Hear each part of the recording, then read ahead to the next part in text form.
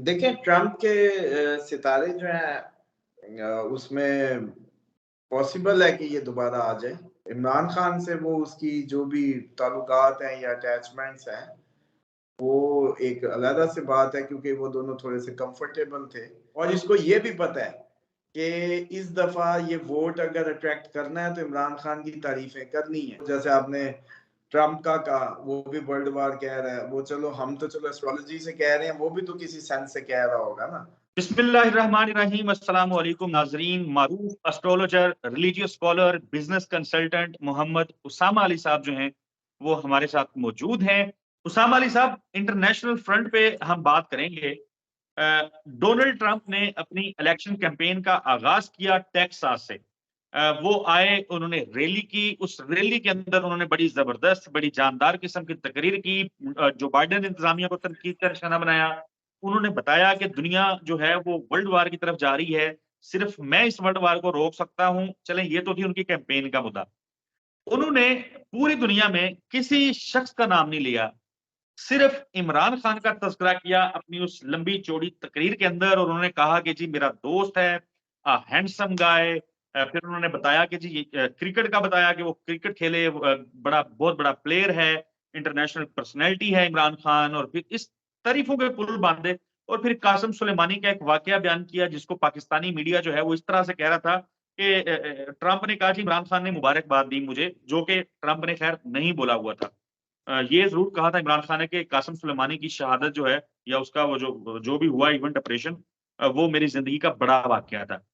ख़ैर नाज़रीन के लिए मैंने शेयर कर लिया। आप ये बताएँ कि डोनाल्ड ट्रंप जो है वो इमरान खान का नाम क्यों ले रहा है? ये अगर आ जाता है हुकूमत में, फिर क्या मंज़रनामा बनेगा? और क्या ट्रंप-श्रंप के भी आपने कोई सितारे-सितारे चेक किए हैं कि क्या किधर खड़े हैं वो? देखिए ट्रम्प के सितारे जो हैं उसमें पॉसिबल है कि ये दोबारा आ जाए। और ओके। दूसरी बात ये है कि ये जो इमरान खान से वो उसकी जो भी ताल्लुकात हैं या अटैचमेंट्स हैं, वो एक अलग सी बात है क्योंकि वो दोनों थोड़े से कंफर्टेबल थे। जबकि बाइडेन नहीं था, बाइडेन हमारे पुराने लोगों से कनेक्टेड था। जब ये कोई ये ओहदेदार था फॉरेन ऑफिस का, तो ये जब जी, आके जी। परवेज इलाही वगैरह को मिलते थे और जो इन सब से कनेक्टेड, जरदारी साहब से भी उस वक्त ही इनका ताल्लुक है। तो ये जो डोनाल्ड ट्रंप की बात है, इमरान खान का जिक्र करना या ये सारा जो भी है, वो होता है कि जो सामने वाले जिस इलाके में होंगे, जिस इलाके में उनके जो सामने लोग थे, उनको उस एशियन कम्युनिटी का उनको पता होगा। जिधर वो खड़े थे वहां पाकिस्तानी एशियन जो होंगे वो ज्यादा होंगे, तो उनको सुनाने की खातिर, उनको एंगेज करने की खातिर। वरना उनका इस टाइम उसकी कैंपेन का इमरान खान से क्या ताल्लुक? वो जेल में पड़ा है, वो उधर है, इसका कोई आपस में सिवाय इसके कि जो टेक्सास में जो पाकिस्तानी कम्युनिटी है, उसका भी तो वोट लेना है कि नहीं लेना। और वो देख रहे हैं कि बड़ी रैलियां निकल रही हैं, भूख हड़तालें हो रही हैं, और पाकिस्तानी ओवरसीज के लिए एक यानी कि हॉट इवेंट है, हॉट टॉपिक है इमरान खान। तो इसलिए उसने अपने वो जैसे कहते हैं ना कि जैसे बिजली के बिल उठा के हम कर रहे होते हैं, हॉट टॉपिक है ना, जैसे वो हम कोई वो उठा के कर रहे होते हैं, तेल की बातें कर रहे होते हैं कि मुझे तेल की आटे की कीमत पता है। तो इसी तरह ओवरसीज को तो वहां सिवाय इमरान खान के और कोई मसला नहीं है, तो उसने उनकी दुखती राह को छेड़ा कि इमरान खान को मैं मतलब समझे कि भाई मुझे ही वोट दो, तो ताकि पाकिस्तानी ओवरसीज जो है वो ट्रंप को वोट दे। और इसको ये भी पता है कि इस दफा ये वोट अगर अट्रैक्ट करना है तो इमरान खान की तारीफें करनी है। उसकी एक रीजन है, क्योंकि जो बाइडन इंतजामिया है उस पे इल्जाम है रजीम चेंज का, इमरान खान को उतारने का। तो ट्रंप उसकी जो एंटी सेंटिमेंट है उसको भी कैश कराएगा इस मतलब उसके जरिए इमरान खान की तारीफें करके, कि जो पाकिस्तानी एशियन उधर मौजूद है उनके वोट लिए जा सके। ओके, सो आपने बड़ा तफसील से बताया, बड़ा जबरदस्त तरीके से बताया। अच्छा, ये जो पॉइंट आपने बताया है ना, ये मैं और बहुत सारी प्रोबेबिलिटीज में सोच रहा था। ये बड़ी बड़ी जबरदस्त चीज बताई है, जो यकीनन मेरे काम भी आएगी। तो डोनाल्ड ट्रंप जो है वो दोबारा अमेरिका के सदर बन सकते हैं। ज़ाहिर है फलस्तीन का फ्रंट है, रशिया के साथ ताल्लुकात या चाइना के साथ ताल्लुकात। तो ट्रंप की उम्मीद यानी उनके सितारों में बाकी है, उनके भी केसेस वगैरह इसी किस्म के चल रहे हैं। वहाँ का ऑफिशियल सीक्रेट एक्ट जो है उनके ऊपर लगा हुआ है। तो उनके लिए देखें, हम बाद में डिटेल से खोल लेंगे, क्योंकि उनके होते हुए सारे अमेरिकन ताल्लुकात बहुत अच्छे हो रहे थे। वो चाइना, शुमाली कोरिया और इवन ईरान भी आना चाहता था। वो तो ये ईरान के सुप्रीम कमांडर ने जो है, वो जो सैयद अली खामनाई है, उन्होंने कह दिया पागल है, मैंने इसकी बात नहीं सुननी। वरना जापानी वजीर आजम स्पेशल गए थे ट्रम्प का पैगाम। ईरान भी ये मिलना चाहता था कि मैं उनको भी मिलूं।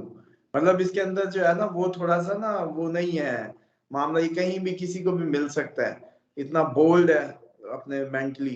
तो इसने काफी माहौल अमेरिका के लिए बेहतर किया था। लेकिन ये बाइडन तो एक, जैसे कहते हैं ना, शक्ल से प्रिक है।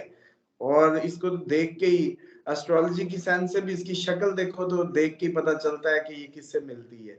तो दूसरा ये है कि इसने तो बहुत बुरी बुरी हरकतें की हैं जो आज तक प्रेसिडेंशियल अमेरिकन उसमें कभी नहीं देखने को मिली। चाइना के प्रेसिडेंट से दू बदू हो गया, गालो गलोच हो रहे हैं, ये सारी, मतलब देखे ना इसने कितने काम छेड़े हैं।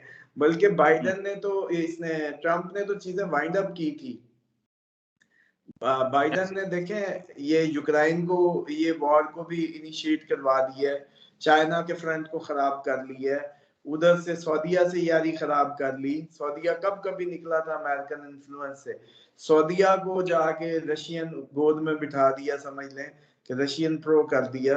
और इसी जी तरीके से मतलब काफी अच्छा। फिर इसके होते हुए ईरान और ये जो है सऊदीया, जैसे कहते हैं कि करीब आ गए, जो उनके हक में नहीं है।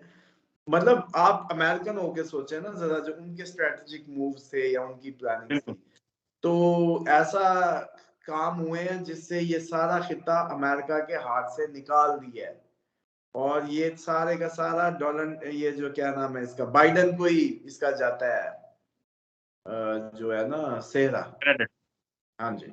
अच्छा उसामा अली साहब, मैं जाता हूँ जरा फलस्तीन के मामले में। 1948 के बाद पहली मर्तबा ऐसा हो रहा है कि गजा के रहने वाले जो हैं वो गजा को छोड़ के सफेद परचम लहराते हुए नंगे पांव हिजरत करने पे मजबूर हैं, और वो मगरबी जो साइड है वहां जाने की कोशिश में लगे हुए हैं।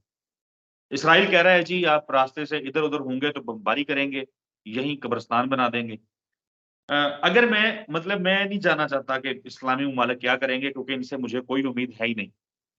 क्या गजा जो है इस पे इसराइल कामयाब होता नजर आ रहा है, वो कब्जा कर लेगा? देखिए, एक आम सी बात है, बतौर जैसे कहते हैं ना कि अगर देखें एस्ट्रोलॉजिकल कैलकुलेशन से देखें तो वर्ल्ड वॉर की इब्तिदा बन रही है। अच्छा, वो जैसे आपने ट्रम्प का कहा, वो भी वर्ल्ड वॉर कह रहा है, वो चलो हम तो चलो एस्ट्रोलॉजी से कह रहे हैं, वो भी तो किसी सेंस से कह रहा होगा ना। दूसरी बात, गजा सर, अगर ये गेम ओवर होनी होती ना किसी भी, आप इस तरीके से मंतकी अंजाम के बगैर, तो फिर इतनी जाने नहीं जानी थी। बस ये एक दलील है। देखें, 100, 200, 1000 हुए, डेली का कोई 300-400 का, 250 का फिगर था। बढ़ते बढ़ते वो 500, 1000, आज हम जब आप बात कर रहे हैं 10,000 प्लस है। और तेरह शायद हजार कल तक 11,000 प्लस तेरह है। हजार 13,000। अच्छा। 13,000। अच्छा, मेरी लास्ट अपडेट अब यही देख लेना कितनी तेजी से अपडेट यार, ये कोई, हम कोई केले सेब नहीं गिन रहे, मतलब इंसानी अमवात हैं। और और दुनिया की मेरा ख्याल है बेहिसी। मेरा ख्याल है मेरा ख्याल है कि अभी एग्जैक्ट नंबर तो हम बोल ही नहीं सकते, क्योंकि पूरा शहर जो है, इमारतों की इमारतें जो हैं वो जमीन बोस हो गई हैं, और लोग दबे हुए हैं मलबे के तले, उनको निकालने वाला तो कोई नहीं है। तो शायद ये नंबर जो है ये 40-50 हजार के करीब होगा। हाँ, डेफिनेटली बहुत बड़ी तादाद हो सकती है जितनी ब्रुटैलिटी का मुजाहरा किया जा रहा है। लेकिन ये जिसको कहते हैं ना कि फाइनल फाइनल राउंड की तरह से खिलता नजर आ रहा है कि वो ऐसे प्ले कर रहे हैं। वरना देखें, इस लेवल पे कभी भी अटैम्प्ट नहीं हुई। 2 दिन होती थी सीज फायर, वो मान गया, वो मान गया। अब ऐसे लग रहा है कि जैसे जिन्होंने करवानी है ना, वो अब सुलह कराना नहीं चाह रहे। और बिल्कुल। मामला सुलह का शायद अब है भी नहीं। शायद अब मामला है कि या तुम या हम नहीं या तुम नहीं वाली कहानी पे बात आ गई है। पीछे जो आपकी सुपर पावर्स हैं, वो ऐसे ऐसे घूर रही हैं, जैसे वो घुरा रहे होते हैं। ये अमेरिकन जो एटॉमिक आबदोज का आना है, ये आपको क्या लगता है रशिया को पसंद आया होगा? इधर से नहीं। बैठ के रशिया पे नहीं चल सकता। इधर बिल्कुल से बहुत बैठ के। सारा सर ये मुझे तो यूं भी लगता है कि पॉसिबिलिटी है कि ये दिखाने के लिए ये इवेंट हो रहा है, पीछे जो शाखसाना है वो कहीं और से, ये यूक्रेन और वो जो यूरोप, आपको पता है कि यूरोप पूरा तंग बैठा है इस टाइम प्यूटन से, उनकी जान निकली हुई है। इंग्लैंड को सीधी वो लंदन पे एटम बम मारने की बातें कर रहा है, वो इससे नीचे खड़ा ही नहीं हो रहा। तो सर वो यूरोप वाले अमेरिका को नहीं कह रहे होंगे कि जनाब अब ये आपकी साइड की हमें इतनी बड़ी कीमत अदा करनी है तो कुछ करो। तो ये उधर से बचाओ। टाइट करने के लिए उस खित्ते में बैठ रहा है। इराक में इन्होंने बड़ी बड़ी एम्बेसीज बनाई हुई हैं अपनी। अभी ये कुर्दिस्तान के इलाके में इरबिल में एक एम्बेसी इनकी कंप्लीट हुई है बहुत बड़ी। आपके इस सारे खित्ते में इसने अपनी जड़ें अमेरिका ने पूरी मजबूत बनाई हुई हैं। ज़ाहिर है तो वो इसलिए ये ना वो सोचें कि ये अब ये फाइनल है और ये फाइनल ही की तरफ जाता नजर आएगा दिन ब दिन आपको। बिल्कुल ठीक है। बिल्कुल ठीक है उसामा अली साहब, बहुत शुक्रिया।